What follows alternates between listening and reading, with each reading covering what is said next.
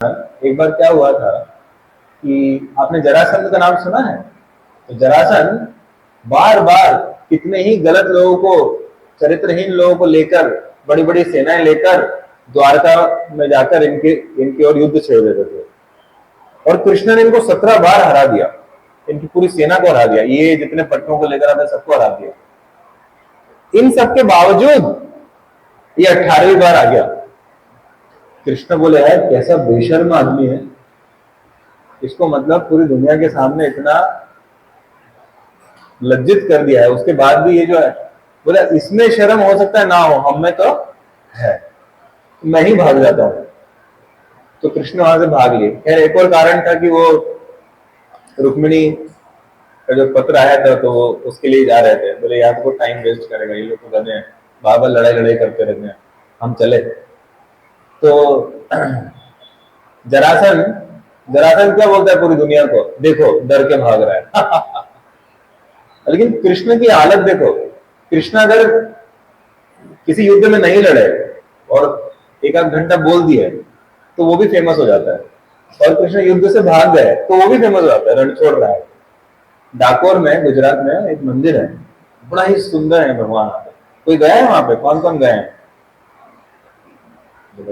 मैं भी गया हूँ। बहुत ही सुंदर मंदिर है।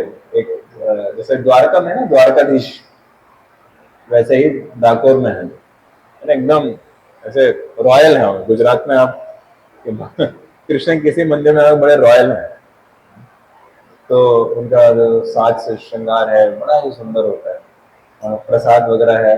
गुजरात में वैसे ही मीठा बहुत होता है, और कृष्ण के मुंह लग जाए तो और ज्यादा मीठा होता है। तो ऐसे कृष्ण, और कृष्ण आके रुक्मिणी को बचाए, रुक्मिणी को हरण करके लेकर आए, रुक्मिणी के आदेश पर उन्होंने प्रेम पत्र लिखा था। यही कृष्ण जब भाग रहे थे तो एक दानव था जिसका नाम था कालयवन। कालयवन जरासंध के साथ ही आया था, लेकिन कालयवन को लगा कि भले ही ये भाग रहे हैं कृष्ण और पूरी जो आर्मी है वो इनको पकड़ नहीं पा रही है, लेकिन मैं पकड़ लूंगा। तो इनके साथ 30,000 विशेष सैनिक बल थे, वो भी पीछे छूट गए, लेकिन ये बहुत ताकतवर थे, बड़े सारे थे। तो ये दौड़कर कृष्ण को पकड़ना, कृष्ण घुस गए जंगल में। अभी वर्णन आता है कि ये तो बहुत बड़े थे और कृष्ण तो नॉर्मल थे, और ये दो बहुत तेजी से दौड़ रहे थे जैसे कोई ओलंपिक हो, और कृष्ण जो है आराम से चल रहे थे, लेकिन फिर भी कृष्ण को पकड़ नहीं पा रहे थे।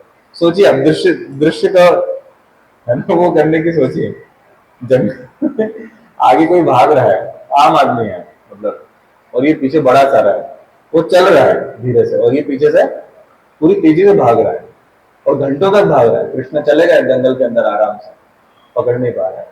कृष्ण को कौन पकड़ सकता है? सुखदेव गोस्वामी बोलते हैं, अरे बड़े बड़े ज्ञानी, बड़े बड़े योगी, बड़े बड़े कर्मकांडी लोग जन्म जन्मांतर अपने आप को अग्नि से लगाकर, गर्मी में, शीत में अपने आप को ठंडे पानी में डालकर तपस्या कर रहे हैं, वो कृष्ण को प्राप्त नहीं कर सके। बड़े बड़े ज्ञानी जो पोथी पोथी ग्रंथ पढ़कर ज्ञान के सागर में अपने आप को डुबोकर कृष्ण को समझ नहीं पाए, परम सत्य को समझ नहीं पाए। अरे इस व्यक्ति को केवल और केवल और केवल एक ही तरीके से प्राप्त किया जा सकता है, वो है जब वो अपनी ही कृपा से आपको अपने समक्ष प्रकट करने को तैयार हो जाए। और वो कब करते हैं? जब वो हृदय से संतुष्ट हो जाते हैं अपने प्रेम से। जब हम उनको प्रेम देते हैं, निस्वार्थ प्रेम, तभी ये कृष्ण उनका हृदय पिघल जाता है, और तब जो है वो उस व्यक्ति के बन जाते हैं जो उनको प्रेम दे रहा है। इसलिए इनको केवल और केवल शुद्ध भक्ति के द्वारा ही प्राप्त किया जा सकता है, और कोई तरीका है ही नहीं, ऐसे बताया जाता है। और देखिए आगे, कालेवन जब इनके पीछे दौड़ रहा था तो कृष्ण ने सोचा कि भाई हम एक पंथ एक काज तो कभी करते नहीं है, हम एक पंथ और कई काज करते हैं, तो चलिए आज थोड़ा ड्रामा किया जाता है। उसी जंगल में एक गुफा थी, जिस गुफा में एक बहुत बड़े राजा विश्राम कर रहे थे, और वो विश्राम कर रहे थे लाखों सालों से। उनका नाम क्या था? मुचुकुंद। मुचुकुंद महाराज, कि महाराज मुचुकुंद पिछले युग में देवताओं की मदद किए थे दानवों से लड़ने में। तो ये राजा पृथ्वी के राजा थे लेकिन बड़े शक्तिशाली थे। जब दानवों ने देवताओं के ऊपर आक्रमण किया तो देवताओं को कुछ कमी लग रही थी कि भाई हम पूरी तरह से पर्याप्त नहीं है। तो उन्होंने मुचुकुंद महाराज और उनकी सेना को आमंत्रित किया। मुचुकुंद महाराज की कहे बिल्कुल हम आएंगे, लेकिन वहां का जो समय है थोड़े समय में धरती का बहुत बड़ा समय निकल जाता है। तो मुचुकुंद महाराज बोले भैया जब तक हम वहां पहुंचेंगे हम तो बड़े थक जाएंगे, तो इतना बड़ा युद्ध हुआ है तुम्हारे समय काल में। तो बोले ठीक है। तो युद्ध वगैरह जीतने के बाद इन्होंने कहा आप हमको 2 वरदान दे दीजिए, बस हमको यही चाहिए हमारे मेहनत आने के रूप में। बोले क्या चाहिए? पहला वरदान चाहिए, हम बहुत थक गए, हमको सोने की इच्छा है, तो आप हमको वरदान दीजिए कि हम बहुत लंबे समय तक सो पाए। कल रात को हम ट्रेन में सो रहे थे तो बीच बीच में नींद खुल जाती है, कभी टीटी आता है, कभी कोई लोग आते हैं, एक्स्ट्रा लोग आ जाते हैं, नींद खुल जाती है, कभी कोई स्टेशन आ जाता है और लोग रात को भी चाय चाय चाय चाय। मैं उनको सुनाने वाला था भैया तुम चाय जगाने के लिए दे रहे हो यार, सुन लोग सो रहे हैं और तुम जो है अभी कोई टाइम नहीं है। और फिर 1:30 बजे हमको बाथरूम जाना पड़ा, तो हम उठ गए। हम उठे और हमने मोबाइल पे गलती से नजर डाल ली, तो रात को 10 बजे कोई तो मैसेज वगैरह आए थे तो दोस्तों के हमने रिप्लाई किया एक दोस्त को। अब ये बहुत जगा हुआ था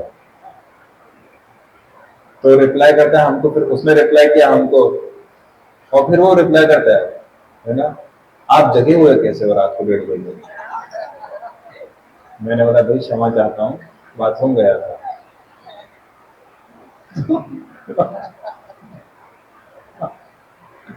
फिर मैंने भी उससे पूछा आप कैसे जगे हुए? बोलता है मैं अभी अभी मैं वो ट्रैवल कर रहे थे, बोले मैं अभी अभी पहुंचा हूं अपने गंतव्य स्थान पर। मैं कह रहा हूं कि हम चाह के भी कभी कभी होता है ना, ठंड के सीजन में आप जो है अंदर घुस गए, सो रहे हो, बड़ी तेज ठंड है, अब आपको बाथरूम आना है, आप बिल्कुल उठने का आप प्रयास करते नहीं सो जाओ वापस, लेकिन आपका शरीर है प्रेशर डाला जा रहा है ना। हम सो नहीं सकते, सो सकते हैं ऐसे निरंतर नहीं सो सकते, बहुत परेशानी होती है ना। कभी चाहो तो शौच आता नहीं, कभी नहीं चाहो तो आ जाता है। लेकिन मुचुकुंद महाराज वरदान लिए कि हमको ऐसा वरदान दीजिए कि हम जो है निरंतर सोते रहें, हजारों सालों तक, लाखों सालों तक। और दूसरा वरदान क्या है, कोई गधा अगर आके हमको उठाए तो उसको बस हम देखें ऐसे ना आंख खोल के, वो वहीं पे जल के भस्म हो जाए। तथास्तु, देवी हमको वरदान। अब कृष्ण ने क्या किया, कृष्ण बोले ये मेरा भक्त है, मुझे इससे मिलने की इच्छा है, लेकिन इसको उठाएगा कौन, है ना। और काले मन को मारेगा कौन, मैं इसके हाथ में लगना चाहता, गंदा गंदा आदमी है, चलो दोनों काम कर लेते हैं। तो कृष्ण घुस गए गुफा में, पीछे से काले मन ने देखा ओहो अब तो कृष्ण जो है एक जगह तो रुकना पड़ेगा ना गुफा में, कहीं तो अंत आएगा, अब मैं इनको पकड़ लूंगा। ये भी उत्साह में होके घुस गया पीछे पीछे।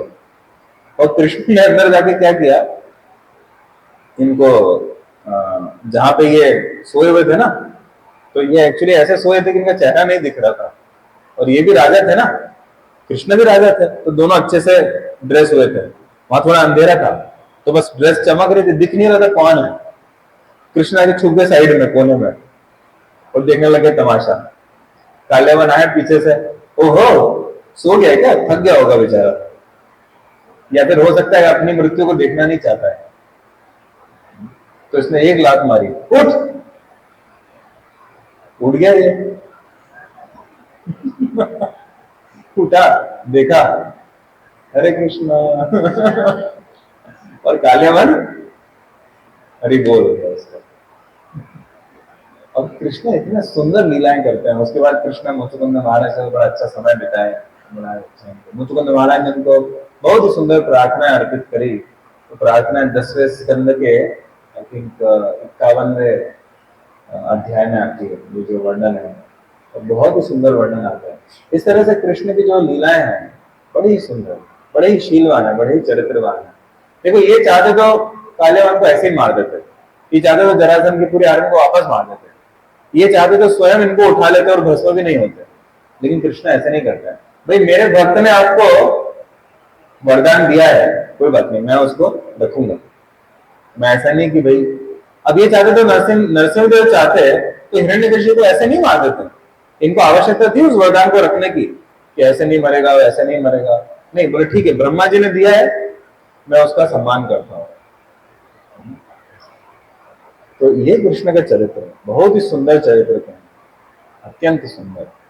तभी तो इतने शीलवान है कि इतने जन्म जन्मांतर से हम उनके प्रति, हम उनके विरुद्ध रहे हैं, फिर भी वे नम्रता से हमें स्वीकार करने को तैयार है। अरे एक जन्म भी, प्रभुपाद जी कहते एक जन्म भी तुम उनको प्रेम से भक्ति कृष्ण की करो तो तुमको स्वीकार कर लेंगे। ऐसे कृष्ण